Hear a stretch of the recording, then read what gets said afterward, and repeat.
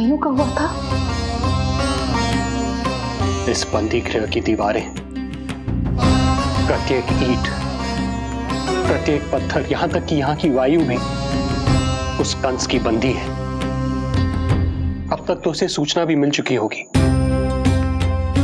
वो निर्दयी, क्रूर प्रतीक्षा कर रहा होगा कि कब तुम्हें प्रसव हो और कब उसकी तलवार हमारे नन्हे शिशु, हमारी 7वीं संतान का रक्त पिए।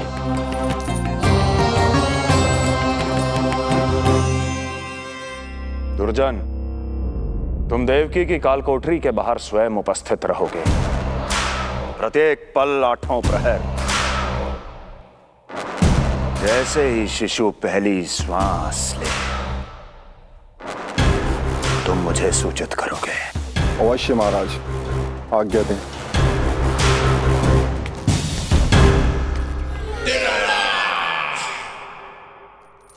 कुछ कीजिए स्वामी, कुछ कीजिए। मैं नहीं चाहती कि ये अपनी प्रथम श्वास इस बंदी गृह में ले। देवकी, विवशता से मेरा कलेजा भी फटा जा रहा है, किंतु इस काल कोठरी में बंद मैं कर ही क्या सकता हूं? किंतु इस सृष्टि के पालनहार, जगत की नियंता श्री हरि तो कर सकते हैं, तो फिर क्यों नहीं करते वो कुछ ऐसा कि कम से कम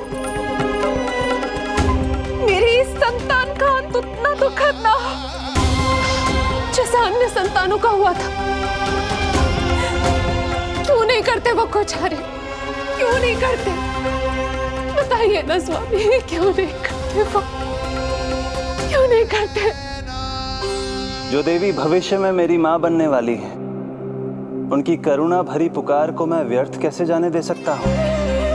कंस के राक्षस तत्व के अंत के लिए ऐसी माया की आवश्यकता है जो मेरी लीलाओं को क्रियान्वित भी कर दे और उसे भनक भी ना पड़े। ऐसी क्षमता और माया किसके पास है प्रभु?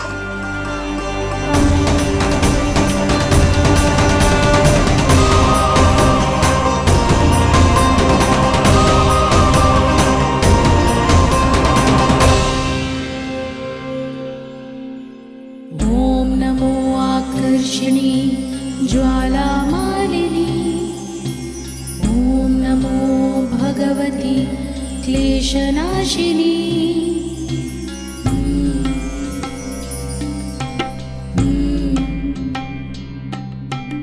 ओम नमो योगमाये सर्वमोहिनी।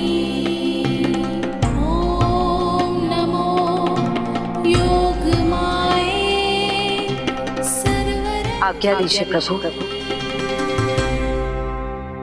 माता देवकी का गर्भपात करके उस संतान को रानी रोहिणी के गर्भ में स्थापित कीजिए देवी।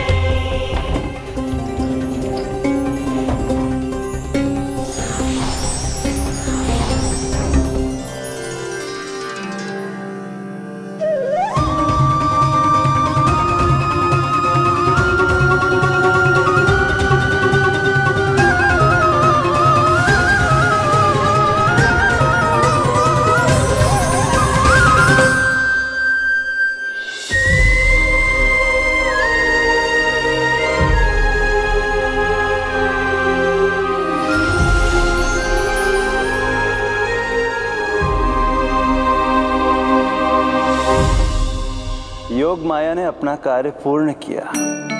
सुबह सूर्य की रश्मियां देवी रोहिणी को ऐसा संदेश सुनाएंगी जिसे सुनकर वो प्रसन्नता से झूम उठेंगी।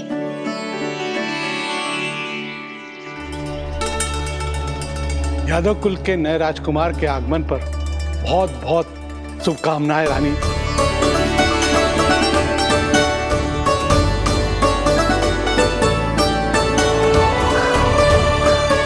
यशोदा, मैं माँ बनने वाली हूँ। यशोदा, सुना तुमने? चिच्ची, मैं माँ बनने वाली हूँ। मैं माँ बनने वाली हूँ यशोदा। अरे संभाल के जीजी चिकार कर रही हो। बधाई हो जीजी, बधाई हो, बहुत बहुत बधाई हो।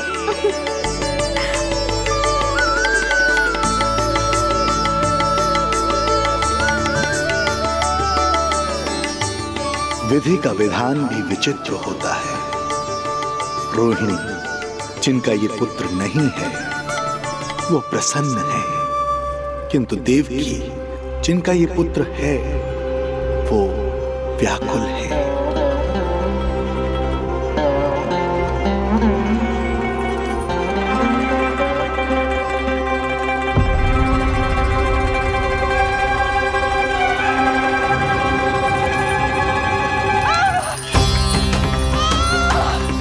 क्या हुआ देवी?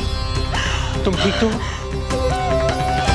स्वामी, स्वामी मेरा पुत्र, स्वामी हमारा पुत्र चला गया। स्वामी, हमारा पुत्र चला गया। धीरज धरो देवकी, संभव है यही श्री हरि की इच्छा हो। किंतु मैंने उनसे ये तो नहीं मांगा था ना स्वामी। मैंने कहा था हमारा पुत्र यहाँ श्वास न ले। इसका ये अर्थ नहीं था। क्यों किया नारायण ने ऐसा? क्यों किया?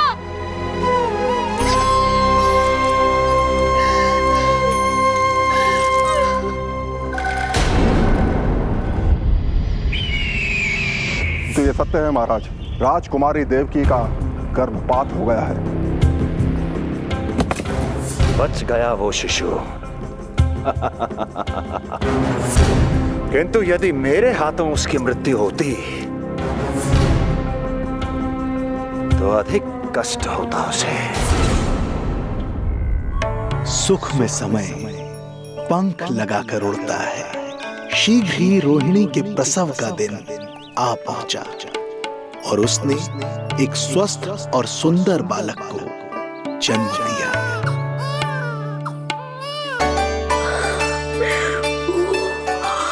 लो जिज्जी, संभालो अपने लल्ला को, जी भर के निहार लो इसे।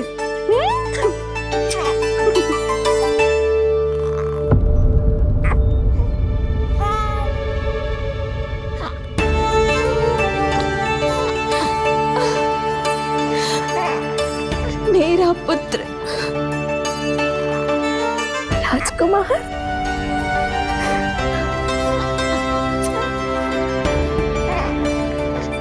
अच्छा जीजी, मैं तनिक इनको भी सूचना देकर आती हूँ। वसुदेव भैया तक भी तुझे शुभ समाचार पहुंचाना है। राजकुमार कौन है? हाँ, गोकुल का राजकुमार है। हाँ, गोकुल का राजकुमार है मेरा बच्चा। बल तो इतना है कि पूछो ही मत आप। एक बार उंगली पकड़ लेना तो उसके बाद छुड़ाना अत्यंत कठिन हो जाता है। और दृष्टि ऐसी कि एक बार में मन मोह ले। भगवान श्री राम की भांति सबको प्रसन्न रखतो है। बस तो फिर उसका नाम बल राम रखना। तो फिर उसका नाम बल राम रखना। देवकी, बधाई हो, तुम छोटी मां बन गई। भैया, आप दोनों कछु चिंता न करियो। बलराम का लालन पालन मेरा उत्तरदायित्व है। उसे कछु कमी ना होने दूंगा मैं।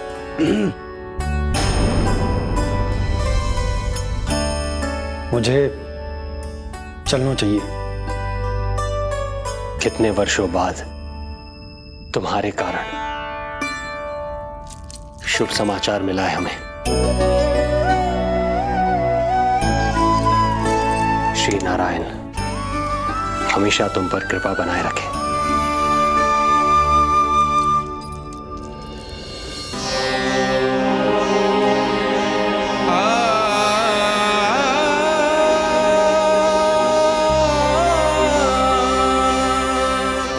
आपको बहुत बहुत बधाई हो स्वामी।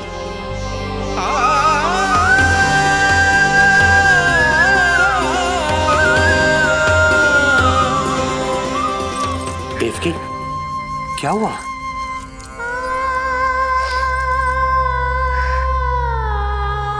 कुछ नहीं। रोहिणी दीदी ने हमको वो सुख दे दिया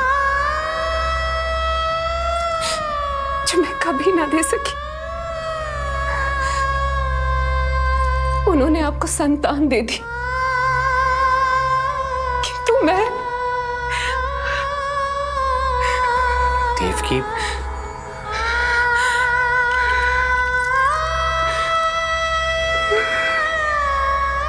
इस समय जो व्यथा माता देवकी की है वही पीड़ा माता यशोदा की भी है। माता देवकी की ममता अपनी सभी संतानों को खोने की वेदना से त्रस्त है, तो माता यशोदा की ममता संतान ना होने के संताप में झुलस रही है। सत्य कहा देवी, मुझे आभास हो रहा है मैया यशोदा का हृदय मुझे अपनी गोद में खिलाने के लिए कितना व्याकुल है। सच्ची श्रीहरि, सच्ची मैं प्रसन्न हूं मैं कि आपके आशीर्वाद से रोहिणी जी को इतना प्यारा लल्ला हुआ है। पर मुझसे क्या त्रुटि हुई नारायण? मुझे क्यों न दियो आपने लल्ला? मुझसे क्या त्रुटि हुई नारायण? मुझे क्यों न दियो आपने लल्ला?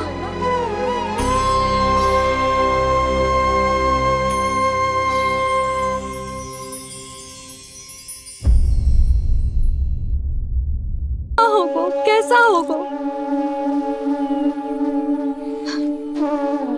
कितना समय होगा है? अब तक तो भूख भी लगी आई होगी उसे। आप क्यों रुक गए? आप खाओ।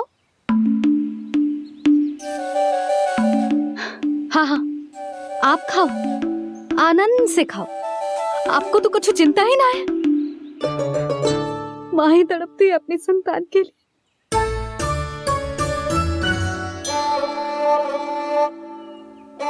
अब क्या खाली पेट काम पे जानो है? क्या कहेंगे सब कि यशोदा अपने पति को भूखा रखे? ना ना, आप खाओ, खाओ ना।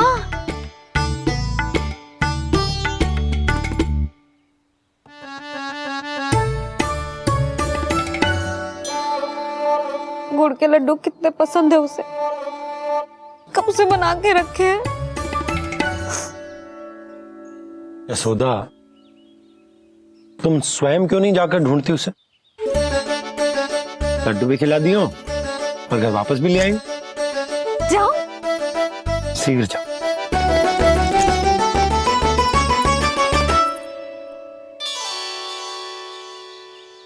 किंतु आप तो खाना खा रहे हो ना पतिदेव?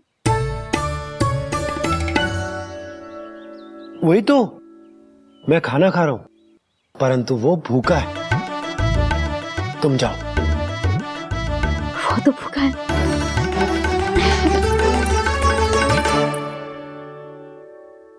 ये बनेगी श्री हरि के अगले अवतार की माँ।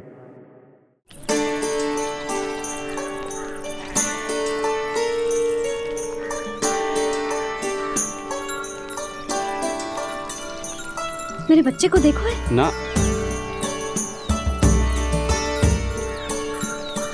काकी, मेरे बच्चे को देखो है। नहीं नहीं,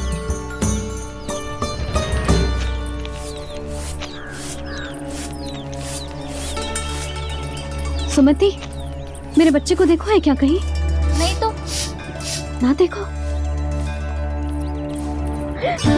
जानकी, प्रभावती, मेरे बच्चों को देखो है कहीं।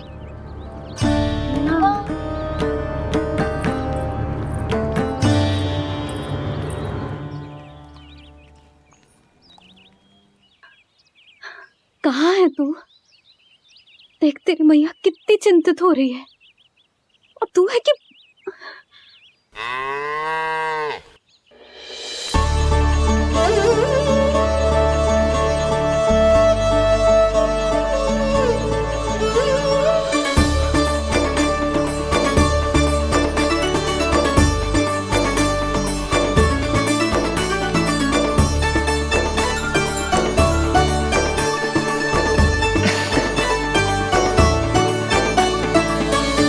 हाँ, अभी तक मैया यशोदा का लाडला यही है, 6 माह का बछड़ा। इसी पर ये अपनी सारी ममता न्योछावर करती हैं। तू फिर भाग गो। प्रतिदिन का काम होगा है तेरा। मैंने कही थी ना, मेरे बिना, अपनी मैया के बिना कहीं ना जानो है। ये संसार कितना भयानक है, कुछ मालूम है तुझे? दुष्ट भरे पड़े चारों ओर। वाह, दुनिया की अनोखी मैया और उसका अनोखा बालक, जो कि बालक है ही ना, गाय का बछड़ा है।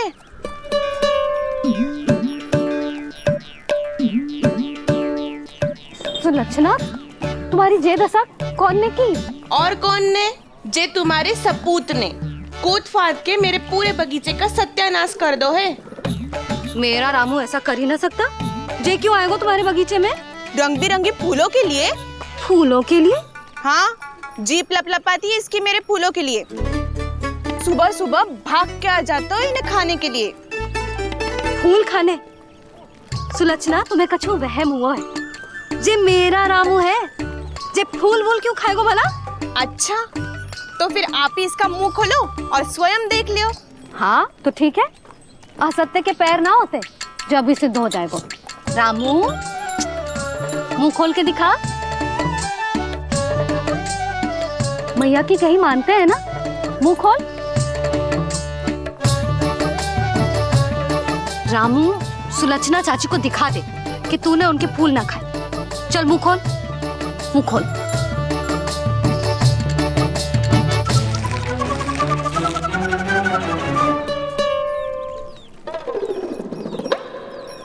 हाँ हाँ, देख लो, इसने कुछ ना खाया है। हाँ, हम चल रहे हैं। अरे पर मुझे भी तो देख लेने दो। सुलक्षणा, मैं नंद देव की पत्नी हूँ। तुम्हें क्या लगता है मैं असत्य बोलूंगी? ना ना जशोदा जी, लेकिन आप तो सिद्ध करने वाली थी ना। हो तो गए हो सिद्ध। चल रामू, देर हो रही। अरे अरे, वैसे रामू, ये बहुत बुरी बात है। नंद जी का बालक चोरी कर दो। छी, जो अपनी वस्तु ना है उसे छूते भी ना है। समझ आई? जे करूंगी, सुलक्षणा के यहाँ भरी टोकरी बेसन के लड्डू भिजवा दूंगी, प्रसन्न हो जाएगी। ये तो बड़ी चतुर है प्रभु। हाँ प्रभु, और जीवट भी है इनमें। बस यही देखा आप सबने? क्या आपने एक मां की चिंता नहीं देखी? प्रत्येक मूल्य पर अपनी संतान की रक्षा करने का स्वभाव नहीं देखा? या फिर असत्य भाषण करने पर अपनी भूल सुधारने की व्यग्रता नहीं देखी? कोई बात नहीं, मैं बताता हूं यशोदा क्या है। यशोदा पवित्रता की प्रतिमूर्ति है, विश्वास का आधार सुरक्षा की भावना है, ममता का मूर्त रूप है वो, वात्सल्य की गंगा है, भावनाओं का बहता हुआ निर्झर है। यशोदा अपने आप में परिपूर्ण है। यशोदा मां है। प्रभु, मां यशोदा निश्चित ही अद्भुत है। जिनके यहाँ आप पुत्र बनकर जाना चाहते हैं, उन्हें तो असाधारण होना ही है। किंतु प्रभु, आपके दिए हुए वचन के अनुसार आपको देवी देवकी का पुत्र बनकर जाना है, तो फिर आप एक ही जन्म में दोनों माताओं के पुत्र कैसे बन सकते हैं? आपका प्रश्न उचित है इंद्रदेव। पूर्व काल में प्रजापति सुतप्पा और उनकी पत्नी प्रश्नी ने मेरी घोर तपस्या की थी। उनके आग्रह करने पर मैंने उन्हें वरदान दिया था कि जब वो देवकी और वसुदेव के रूप में पृथ्वी पर आएंगे, तब मैं उनका अष्टम पुत्र कृष्ण बनकर जन्म लूंगा। पर मैया यशोदा के वात्सल्य प्रेम ने मुझे दुविधा में डाल दिया, क्योंकि वो भी तो पिछले जन्म से ही है ना। पिछले जन्म से?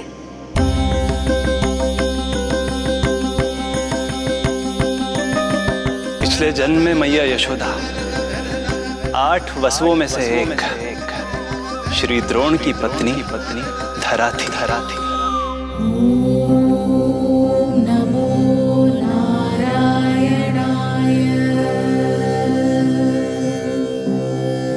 ॐ नमो नारायणाय। दोनों सहस्त्रों वर्षों तक निरंतर मुझे पुत्र रूप में पाने की मनोकामना के साथ घोर तपस्या करते रहे। अपने तप में वो दोनों इतने लीन थे कि प्रकृति की कोई भी शक्ति उनका ध्यान भंग नहीं कर पाई। किंतु फिर एक दिन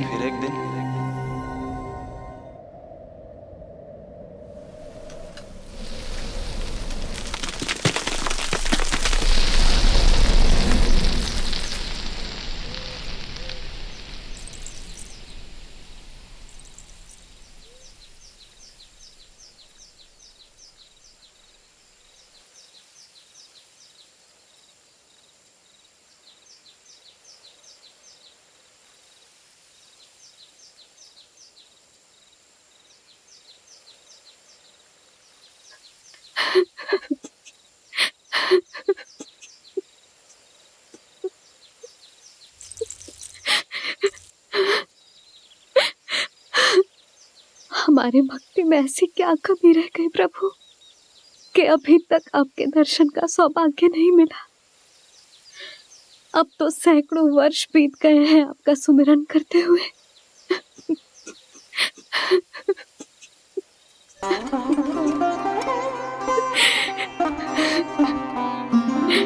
साचा सुमिरन सबसे हरि का, साचा है हरि नाम।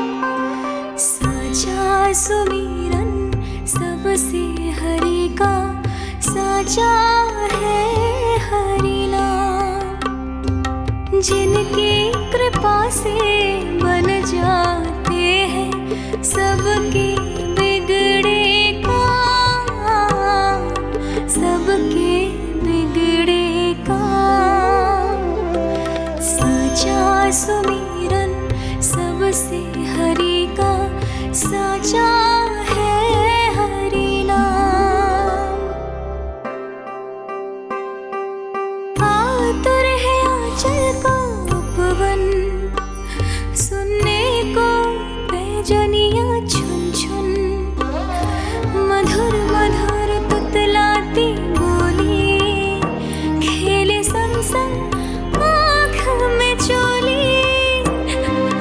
मेरे मुख पे भी दे दो प्रभु ममता भरी मुस्कान। साचा सुमिरन सबसे हरि का, साचा है हरि नाम। भक्त बिना भगवान है जैसे, माता बिन संतान के वैसे। हरि बिन मेरा जीवन सूना, भगवान लाज मेरी रख लो ना।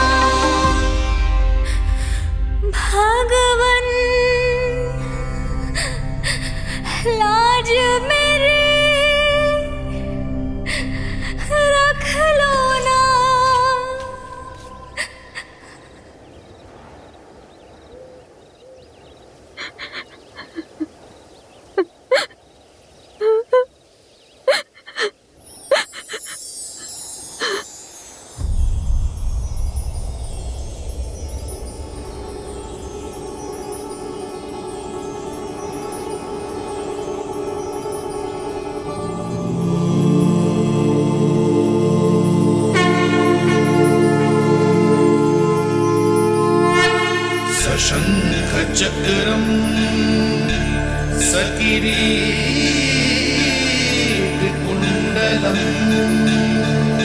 सपीतवस्त्रम् सरसीरुहेक्षणम् सहारवक्षस्थलशोभितौस्तुभम् नमामि विष्णुं शिरसा चतुर्भुजम्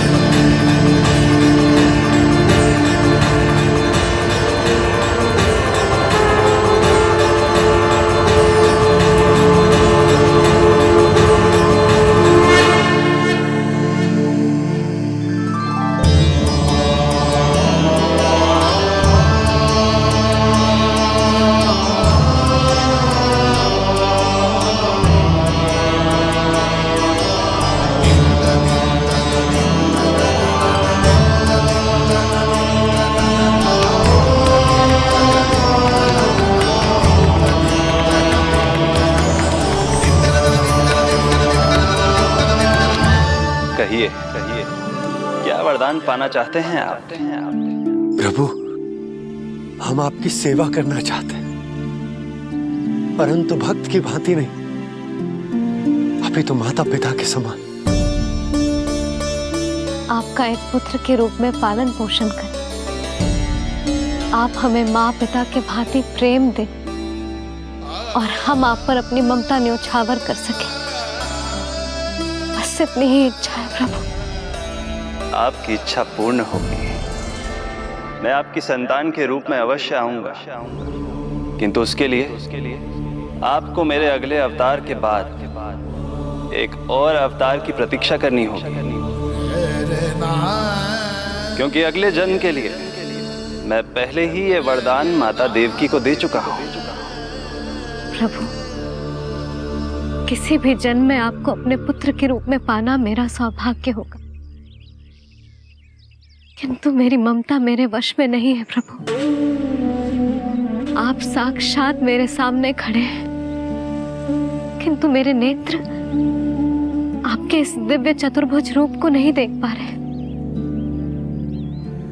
इन्हें तो आप अभी से बाल रूप में दिखाई दे रहे हैं। मेरे भीतर उमड़ती ममता की ज्वार का अनुभव कीजिए प्रभु। केवल कल्पना मात्र से मेरा वक्ष स्थल दूध से भराया है। ये गोद तरसने लगी है, मन अभी से लोरिया गाने लगा है। मेरे इस अनुरोध को स्वीकार कीजिए प्रभु, कृपा करें। इस माँ से और प्रतीक्षा ना करवाए प्रभु, और प्रतीक्षा ना करवाए।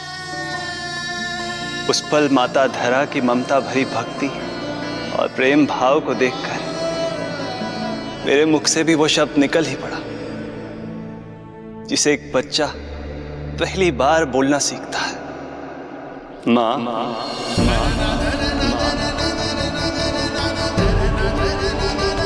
अब ये प्रतीक्षा केवल आपकी ही नहीं, मेरी भी होगी, मेरी भी होगी। मैं भी तरसूंगा आपका पुत्र बनने के लिए, इस समय मैं विवश हूँ, किंतु मैं आपको वचन देता हूँ, मैं आपकी संतान बनकर अवश्य आऊंगा, अवश्य आऊंगा। प्रभु,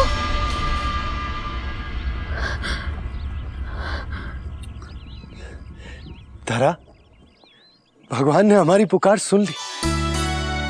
वरदान तो सभी भक्तों को मिलता है, परंतु हमें तो हरि का वचन मिला है। वो आएंगे, अवश्य आएंगे।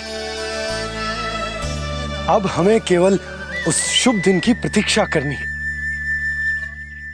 अब और प्रतीक्षा नहीं होगी मुझसे।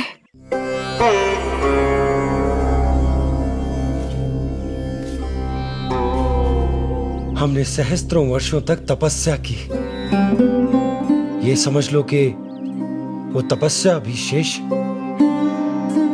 नहीं। श्री हरि को अपने सामने देखकर मेरी व्याकुलता का बांध टूट गया है। 2 जन्म बहुत बड़ा समय होता है स्वामी। अपने पुत्र के रूप में हरि को गोद में खिलाने के लिए अब मैं और 2 जन्मों तक प्रतीक्षा नहीं कर सकती।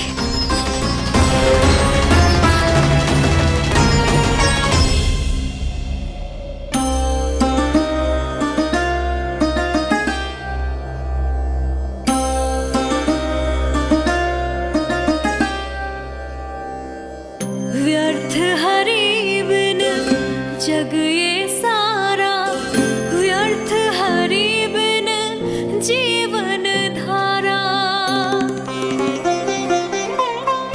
पूजन वंदन व्यर्थ हरि बिन, व्यर्थ धरार जीवन धारा। वरुण देव विनती सुन लीजिए,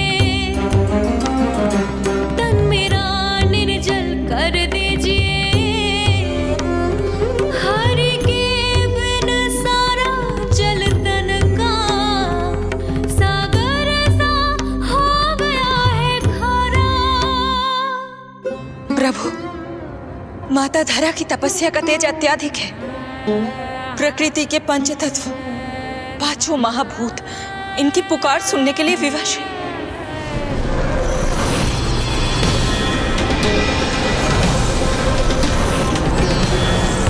धरा, ये क्या कर रही हो? रुक जाओ।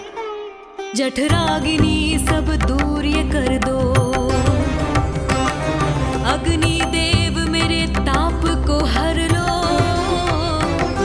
माता जो वंचित ममता से, जग में नहीं उसका कुछ प्यारा। पूजन वंदन व्यर्थ हरि बिन, व्यर्थ धरार जीवन धारा। प्रभु, यदि अग्निदेव अपना अग्नि तत्व वापस ले लेंगे तो इनकी पाचन शक्ति नष्ट हो जाएगी और जीवित रहने के लिए शारीरिक तापमान भी अति आवश्यक होता है। यदि वही विलुप्त हो गया तो धरा, तुम्हें मेरी सौगंध मत करो ये। हे भूमाता आकृति दाता, मिथ्या है ये माटी का ढांचा। माटी मुक्त करो इस तन से, जब ना मिला हरि का सहारा। प्रभु, भू तत्व ही तन को भार देता है, उसके बिना ये तो पूरी तरह से ढह जाएंगी। धरा, धरा, ये क्या हो गया? बस करो अब। प्रभु, कुछ कीजिए।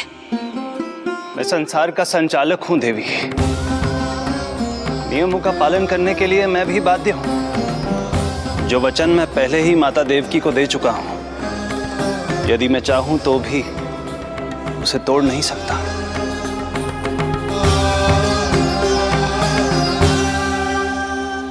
सुख लो आयु सब इस तन की, आस है जो ना शेष है मन की। वायु देव कृपा करो अब ये, रोक दो इन श्वासों की धारा।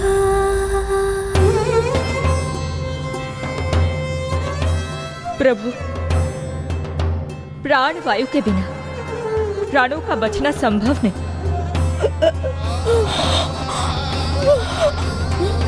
धरा, धरा, धरा, धरा, बस करो अब। क्या तुम अपनी सुध-बुध खो चुकी हो? तुम्हारे प्राणों में मेरे भी प्राण बसते हैं प्रिय। रुक जाओ।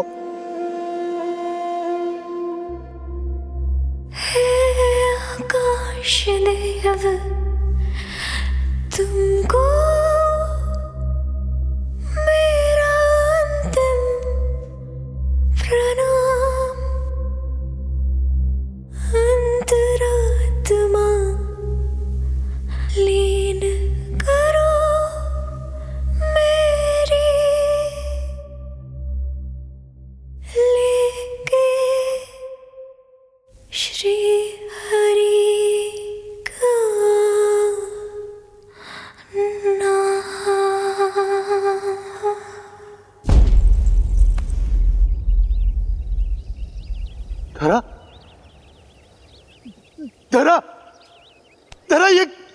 कर लिया तुमने?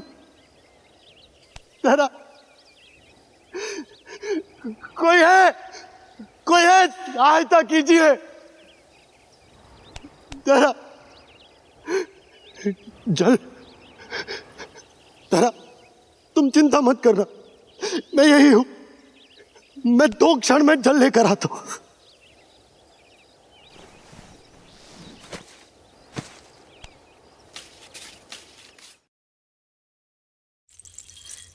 प्रभु, आप नियमों से तो अवश्य बंधे हैं, परंतु आप लीलाओं के स्वामी हैं। कोई तो उपाय निकालिए। आपने इन्हें मां कहकर पुकारा है। माँ की प्राण रक्षा पुत्र नहीं करेगा तो और कौन करेगा?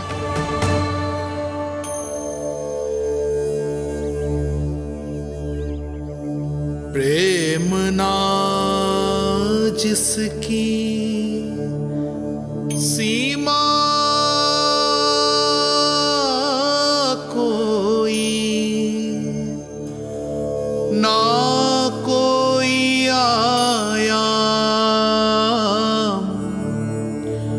माँ की ममता के आगे।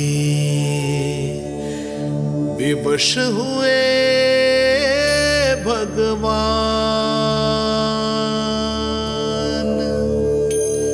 विवश हुए भगवान।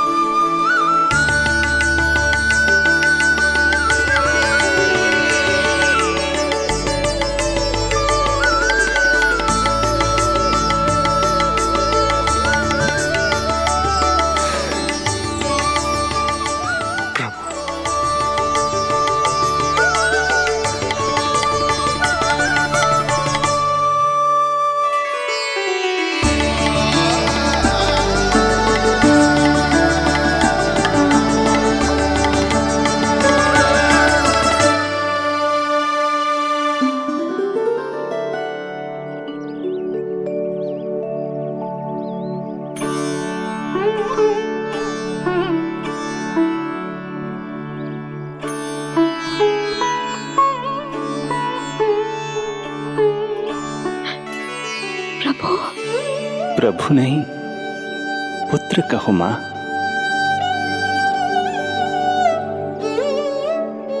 पुत्र, मेरा पुत्र, मेरा पुत्र।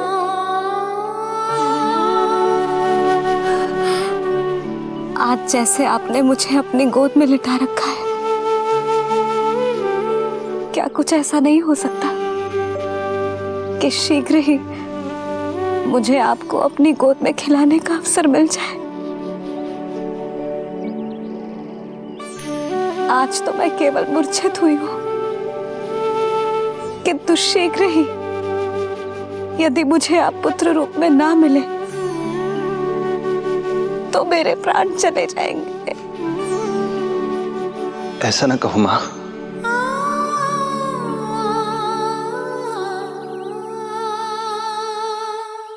माता देवकी को मैं पहले ही वचन दे चुका हूं, इसलिए विधि के विधान के अनुसार मुझे उन्हीं का पुत्र बनकर जन्म लेना होगा। किंतु आपकी आतुरता का अनुभव करने के बाद अब मैं भी आपका स्नेह पाने से स्वयं को और वंचित नहीं रख सकता। आपने वरदान मांगा था कि आप पुत्र की भांति मेरा पालन पोषण करना चाहती हैं, इसलिए यदि आप उचित समझे तो आप अगले जन्म में ही अपनी इच्छा पूर्ण कर सकती हैं। जिस आयु में संतान को अपनी मां की ममता के आंचल की आवश्यकता सबसे अधिक होती है, उस आयु में अर्थात अपने जन्म के प्रथम दिन से 10 वर्षों तक मैं आपके साथ रहूंगा। किंतु फिर मुझे अपनी जन्म देने वाली मां माता देवकी के पास लौटना होगा। ऐसा करने से मैं उन्हें दिया वचन भी निभा पाऊंगा और आपकी ममता का सौभाग्य भी प्राप्त कर पाऊंगा। यदि आपको स्वीकार हो तो। स्वीकार है, स्वीकार है प्रभु, सहर्ष स्वीकार है। एक माँ और पुत्र का नाता केवल उसके कोख से जन्म लेने से ही नहीं बनता, ये नाता तो ममता से बनता है। और मैं अपनी ममता आप पर न्यौछावर करने के लिए आतुर हूं। यशोमती मैया के नंद लाला, यशोमती मैया के नंद लाला, यशोमती मैया के नंद लाला, यशोमती मैया के नंद लाला। तो इस प्रकार परमपिता परमेश्वर श्री हरि विष्णु एक ही जन्म में दो माताओं का पुत्र बनने के लिए उत्साहित भी थे और भावुक भी।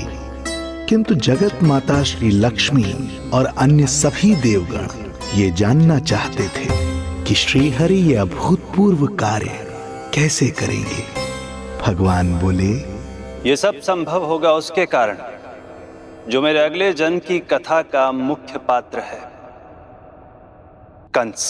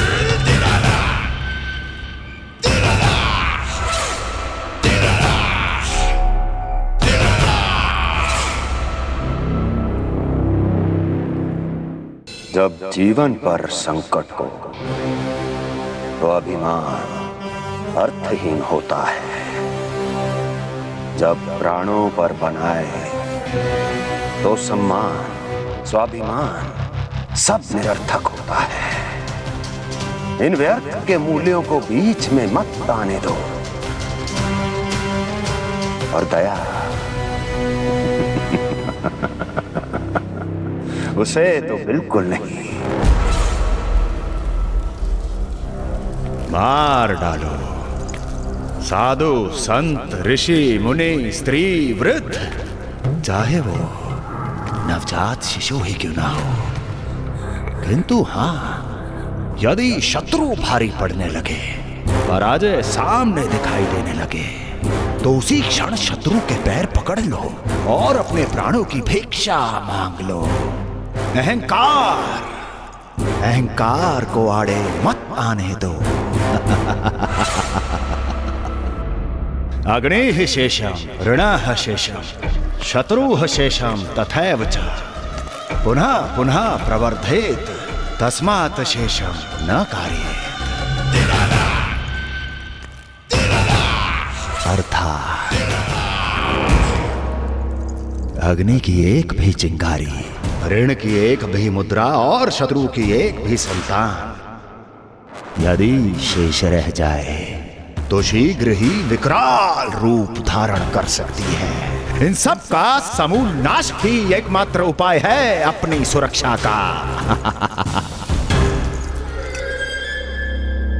इसलिए कहता हूं, साम दाम दंड भेद कोई भी युक्ति क्यों ना लगानी पड़े, शत्रु के प्राणों का हरण ही परम उद्देश्य होना चाहिए। छोड़ो मत, फिर चाहे वो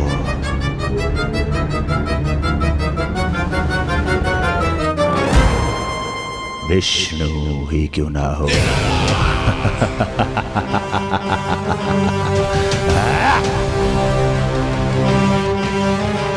यही थी कंस की दिनचर्या। वो प्रतिदिन स्वयं को स्मरण कराता था कि स्वार्थ के लिए किसी भी सीमा को तोड़ने में कुछ अनुचित नहीं है। तभी तो राजगद्दी प्राप्त करने के लिए उसने अपने पिता महाराज उग्रसेन को भी नहीं छोड़ा था। पिताजी,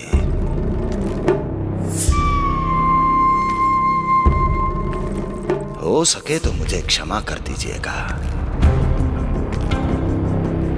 कल्पना भी नहीं की थी कि मैं आपके साथ ऐसा व्यवहार करूंगा। आपको प्रतीत हो रहा होगा कि मैं क्रूर हूं, स्वार्थ में अंधा हो गया हूं, किंतु मैं विवश हूं।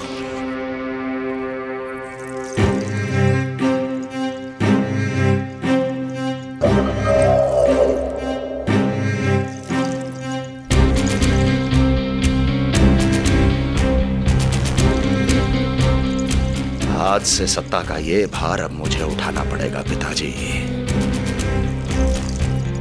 क्योंकि आप तो अत्यंत दयावान हैं। अपनी आवश्यकता से अधिक प्रेम आपको अपनी प्रजा से है, किंतु मैं ऐसा नहीं। मैं अपने शत्रुओं का काल हूं, तभी तो मेरे प्रति दुर्भावना रखने वाले मेरे सम्मुख आने से पहले दर दर कांपते हैं। इसलिए मथुरा का राज सिंहासन मेरे साथ अधिक सुरक्षित रहेगा, क्योंकि मैं आपसे अधिक उपयुक्त हूं पिताजी। मेरा विश्वास कीजिए। हृदय पर गोवर्धन पर्वत रखकर मुझे यह निर्णय लेना पड़ रहा है पिताजी।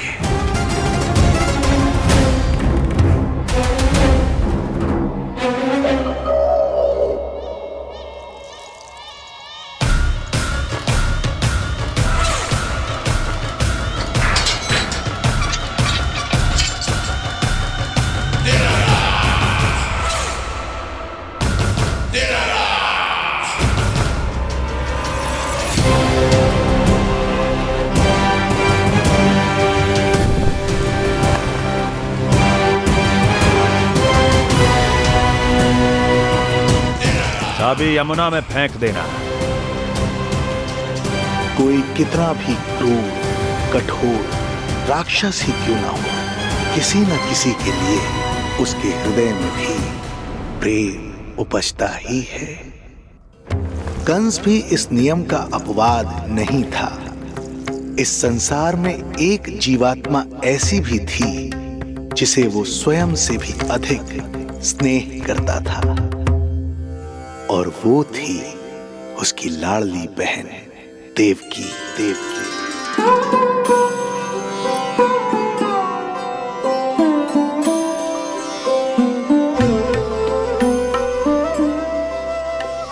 देवकी के लिए कंस एक राजा नहीं, मात्र भाई था, जो अपनी बहन की छोटी सी मुस्कुराहट के लिए आकाश पाताल एक कर सकता था। अत्यंत धूमधाम से उसने अपनी देवकी का विवाह यादवराज वसुदेव के साथ संपन्न करवाया। रुको रुको,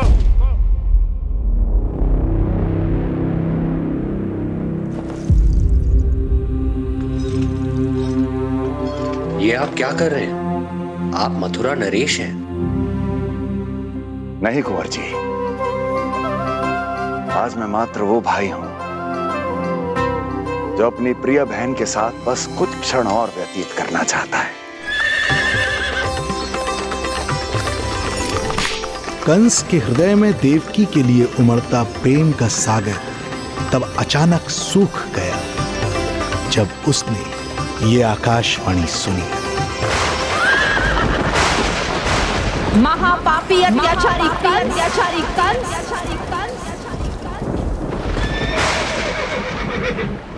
जिस देवकी को तू इतने प्रेम से ससुराल ले जा रहा है, वही तेरे अंत में सहायक होगी। तेरा काल तेरी प्रिय बहन के गर्भ से उसकी 8वीं संतान बनकर जन्म लेगा और तेरा विनाश करेगा।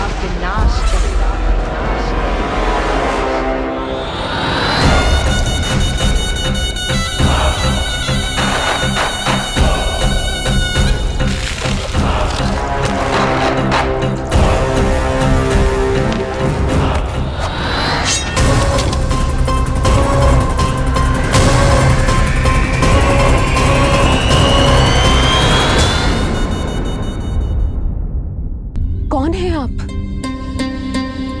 मुझे आपसे भय लग रहा है। आप मेरे भैया नहीं हो सकते। सही कहा तूने। जो मेरे विनाश को जन्म दे, उस कुल घातिनी से मेरा कोई संबंध नहीं। महाराज, रक्त के संबंध क्रोध की अग्नि में मत झुलसाइए। जिस बहन को आपने बचपन से आज तक इतना प्रेम दिया, क्या वो आपके विरुद्ध किसी षड्यंत्र में सहायक हो सकती है?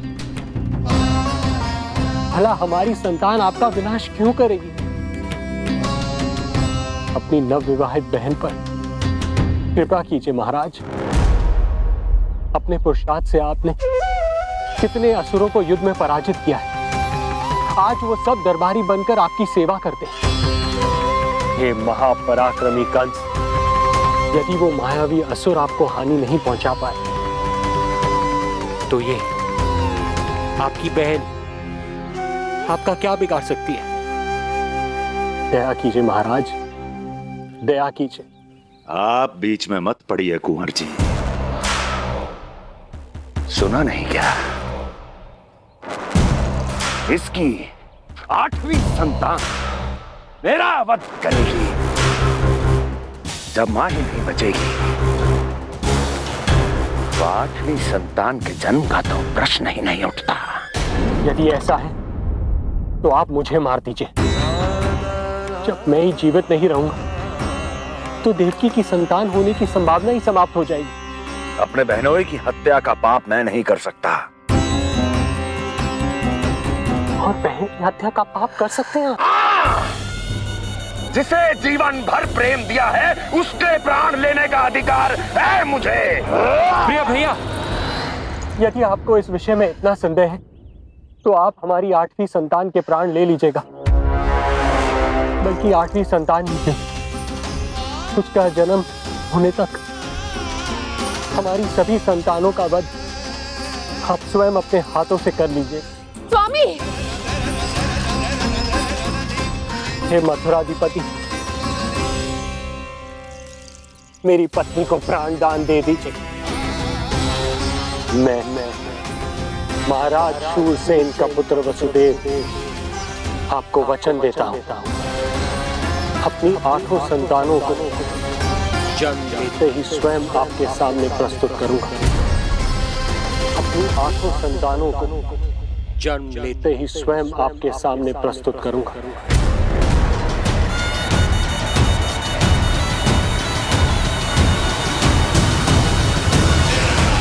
बधाई हो कुंवर जी। अपनी पत्नी के प्राण बचाने में आप सफल हुए, किंतु आपकी संतानें इतनी भाग्यशाली नहीं होंगी। वचन स्मरण रहे।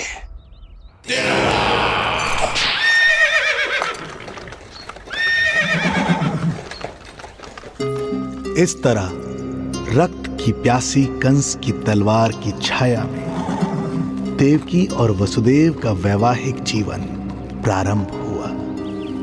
जब कंस की निर्ममता और वसुदेव के वचन का ये दुखद समाचार गोकुल पहुंचा तो हे नारायण, अर्थात राजा वसुदेव यदि कंस के सामने गिड़गिड़ाते नहीं तो रानी देवकी के प्राण चले जाते।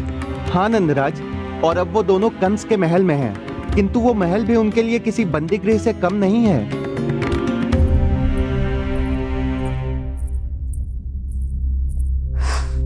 एक भाई अपनी बहन के साथ ऐसा करने की सोच भी कैसे सकता है? मेरा बस चले तो इस दुष्ट कंस को मटके में डाल के इसे घोंट के रख दूं, जैसे मलाई घोट के माखन निकाला जाता है।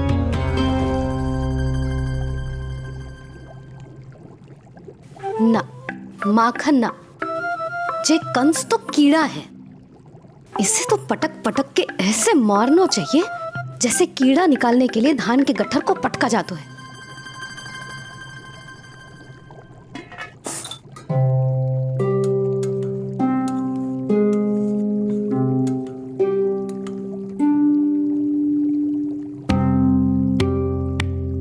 किंतु जब रोहिणी जिज्जी को पता चलेगा तो वो तो अपने आप को ही दोष देंगे, क्योंकि बालक ना होने के कारण उन्होंने ही वसुदेव जी को राजकुमारी देवकी के साथ दूसरा विवाह करने पर विवश किया था। हे ईश्वर, जिस सुख के लिए रोहिणी जिज्जी ने पत्नी जीवन का सबसे बड़ा त्याग किया था, जब उन्हें पता चलेगा कि वही सुख उस क्रूर कंस ने छीन के मटिया मेट कर दिया है, तो कितना कष्ट पहुंचेगा।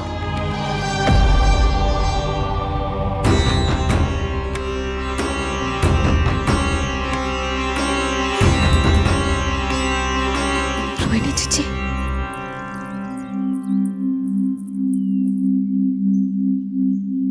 गोप नरेश, कृपया मुझे अपने भैया के पास ले चलिए। संकट के समय मुझे उनके साथ होना चाहिए।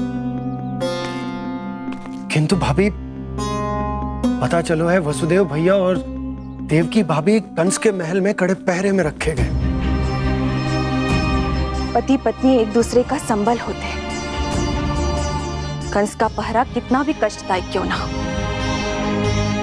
इस समय उन्हें और बहन देवकी को मेरी आवश्यकता है।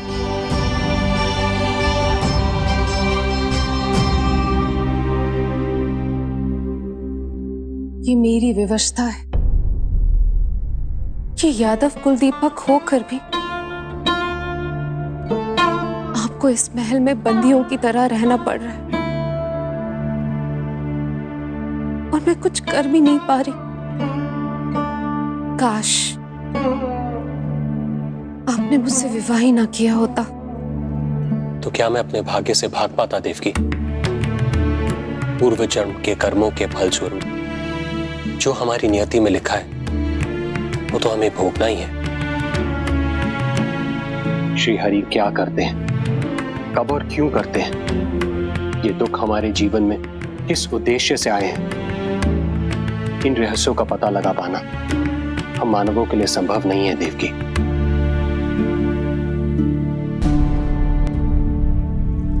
तो फिर चलिए यहां से भाग चलते हैं, कहीं ऐसे स्थान पर जहां भैया की छाया भी हम पर ना पड़ सके। नहीं प्रिय, कंस के गुप्तचरों की दृष्टि हम पर अवश्य होगी, और मैं ऐसा कोई कार्य नहीं कर सकता जिससे तुम्हारे जीवन पर कोई संकट आए। और मैंने उन्हें अपनी सभी संतानों को सौंपने का वचन भी दिया है। अपना वचन मेरे लिए प्राणों से भी अधिक महत्वपूर्ण है देवकी।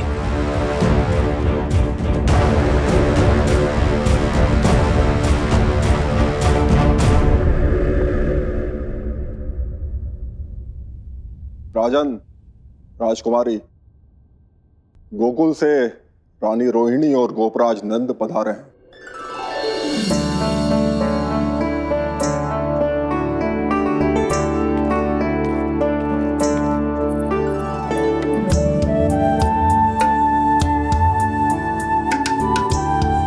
स्वामी,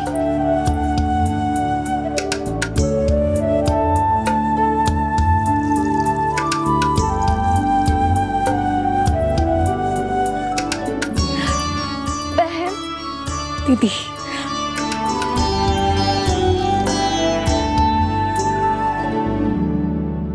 भाई नंद, जो आप हमारे लिए कर रहे हैं उसके लिए धन्यवाद शब्द बहुत छोटा है। मैं अपने भाग्य को स्वीकार कर चुका हूं। यदि यही श्री नारायण की इच्छा है तो यही सही।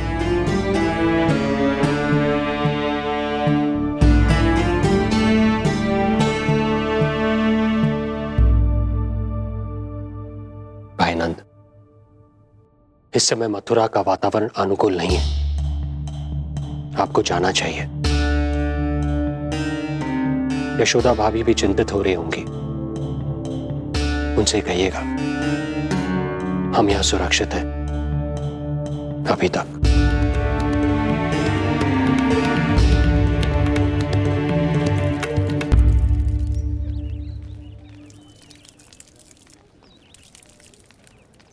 वसुदेव भैया का भाग्य पर भरोसा देख वे अपनी संतानों को कंस को अवश्य सौंपेंगे। ईश्वर, इतना कठोर वचन, जब इसे निभाने का कठिन समय आएगा तो कैसा अनुभव करेंगे वे? उनका हृदय तो चकनाचूर हो जाएगा।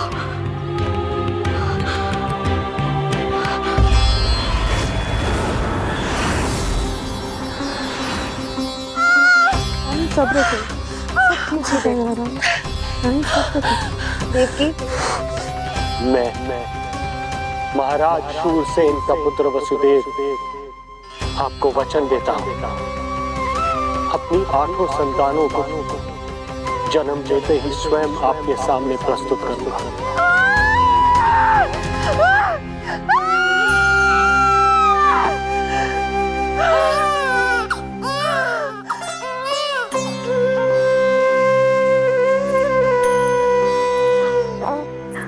बधाई हो स्वामी, आपको पुत्र रत्न प्राप्त हुआ है।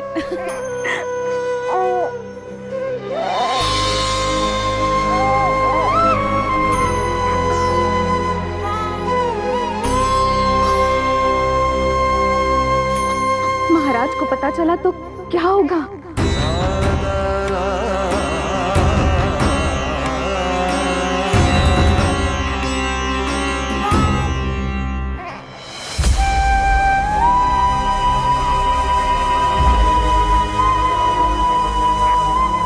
अपने पुत्र को इन हाथों में थामना। कितने वर्षों से इस पल की प्रतीक्षा कर रहा था मैं, और आज जब यह पल आया है मेरी आंखों में दुख के आंसू हैं। एक पिता जब प्रथम बार अपनी संतान को गोद में उठाता है तो सबसे पहले यह सोचता है कि उसे क्या नाम दूं, उसका सुनहरा भविष्य कैसे सुनिश्चित करे। किंतु मैं वो भाग्यहीन पिता हूं जो अपने पुत्र का भविष्य मृत्यु के अंधकार में डुबोने जा रहा है। मैं इसे नाम देकर क्या करूंगा?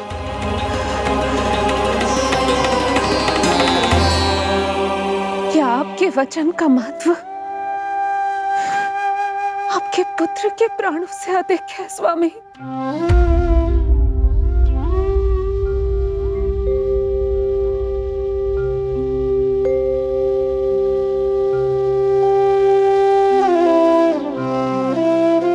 श्री नारायण का दूसरा नाम सत्य होता है देवकी। तुम ही कहो, मैं श्री नारायण से विमुख कैसे हो जाऊं? मुझे अपना वचन निभाना ही होगा। हृदय के टुकड़े टुकड़े क्यों ना हो जाए, मुझे इसे कंस तक ले जाना ही होगा।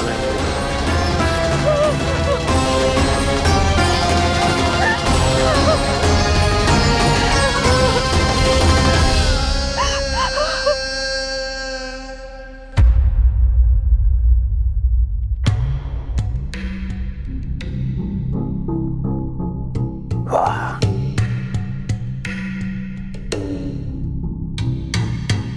इतना स्वादिष्ट भोजन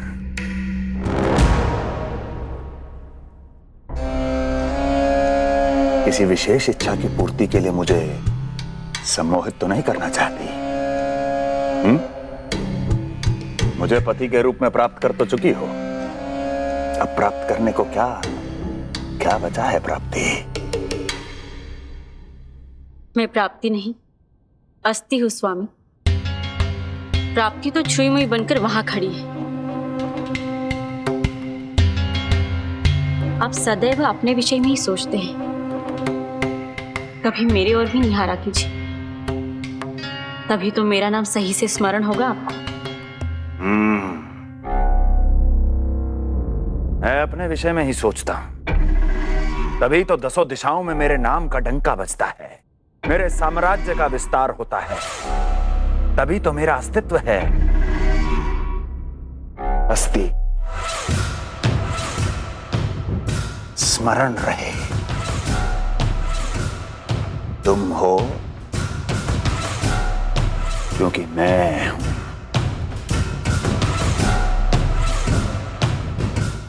वन में यदि सिंह न हो तो उसके आश्रिति पर गीदड़ भी आक्रमण कर देते हैं।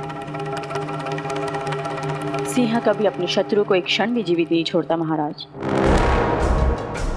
आपने तो छोड़ दिया देवकी को।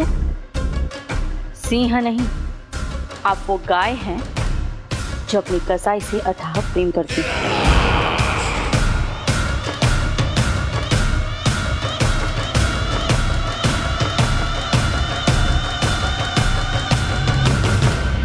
सभी संतानों को जन्म लेते ही मेरे पास लेकर आएगा,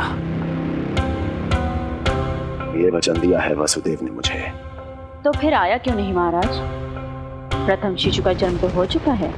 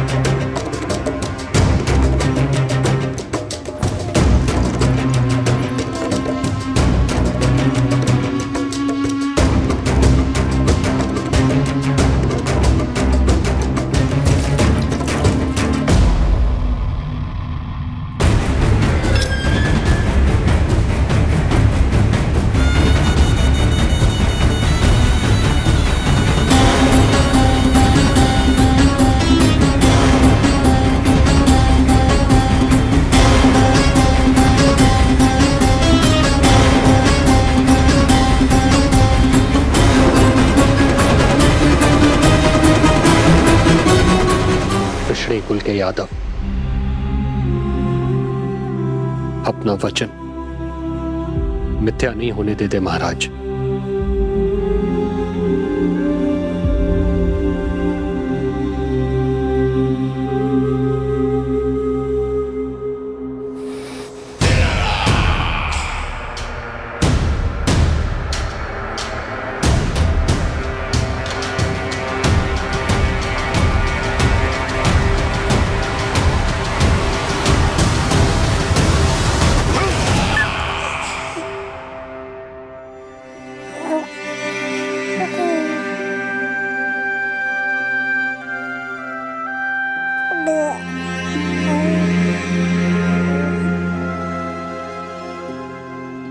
देवकी का पुत्र है। मेरी बहन जो मुझे प्रिय हुआ करती थी, उसका प्रथम पुत्र है ये, मेरा प्रथम भांजा।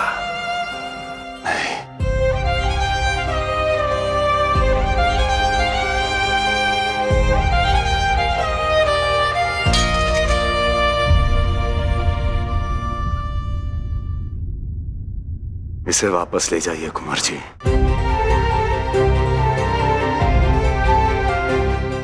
देवकी की प्रथम संतान से मुझे कोई संकट नहीं।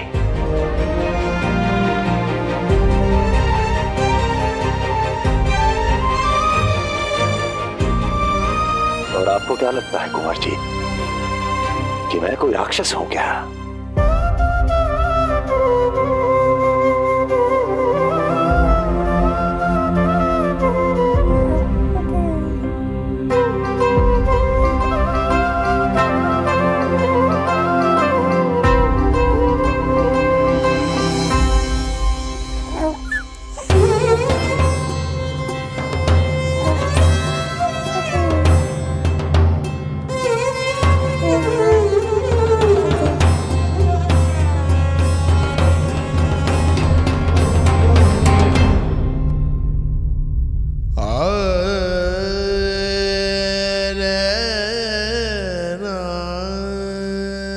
तो उसे अपनी गोद पे भी नहीं उठा पाई थी दीदी।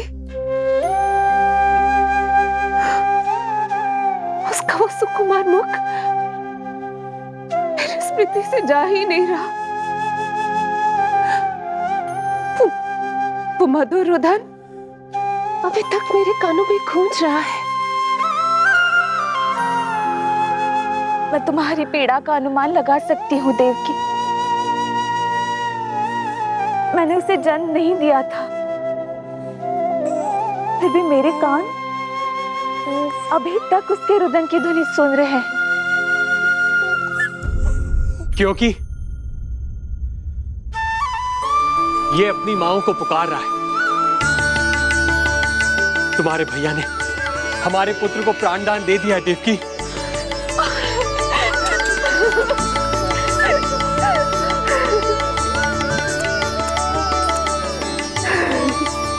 स्वामी, अब अपने पुत्र का नामकरण कीजिए। इसे ऐसा नाम दीजिए कि इसका भविष्य यश और कीर्ति से परिपूर्ण हो। कीर्तिमान।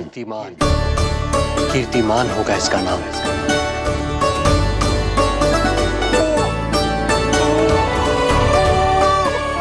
कीर्तिमान।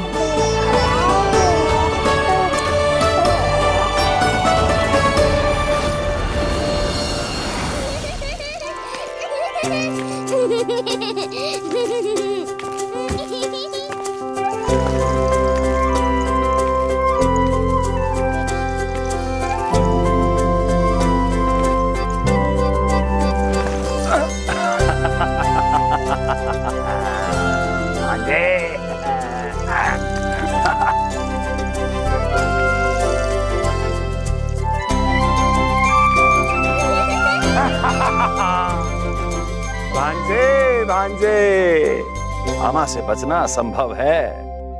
मामा जी, आपकी भुजाओं में कितना बल है, मुझे पीड़ा हो रही है। मेरा दूसरा हाथ पकड़ लीजिए। तुझे पीड़ा हो रही है? ये ले।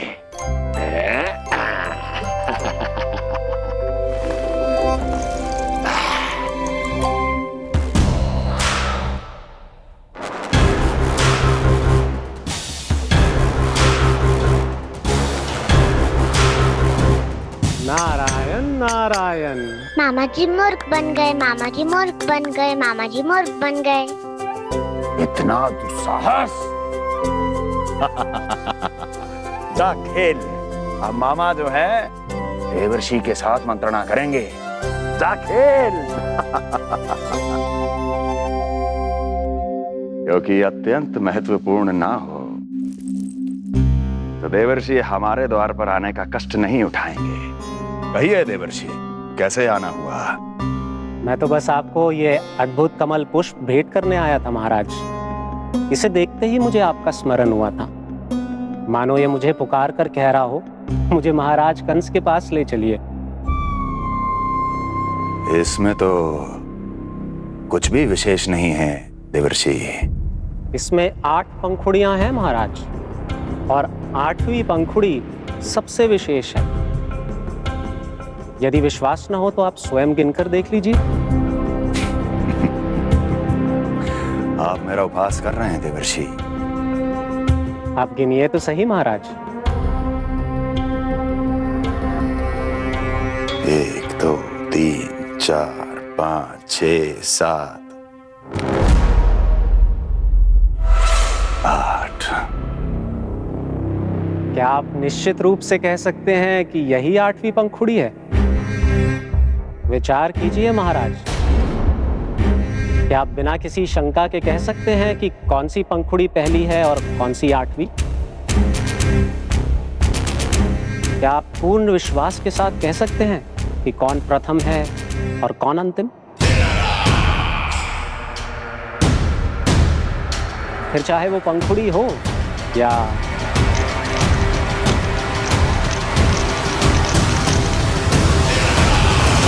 सावधान करने के लिए धन्यवाद देवर्षि। कंस के साथ धोखा करने वाले को अति भीषण दंड मिलेगा। भविष्य में ऐसी कल्पना मात्र से ही मेरे शत्रु भय से कांप उठेंगे। मथुरा नरेश, मैं तो मात्र पंखुड़ियों की बात कर रहा था। यदि आपने कुछ और समझ लिया है तो उसका उत्तरदायित्व मेरा नहीं है। नारायण नारायण।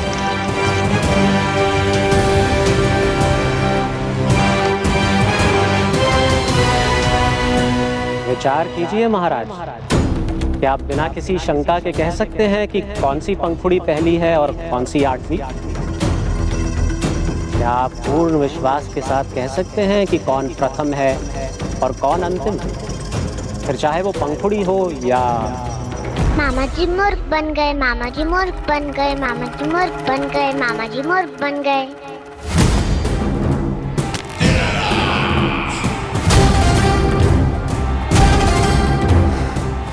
कंस को कोई मूर्ख नहीं बना सकता। कीर्तिमान। जी मामा जी। क्रोध काम लोभ मद मोह मत्सर, क्रोध काम लोभ मद मोह मत्सर, क्रोध काम लोभ। मामा जी मुझे दर्द हो रहा है।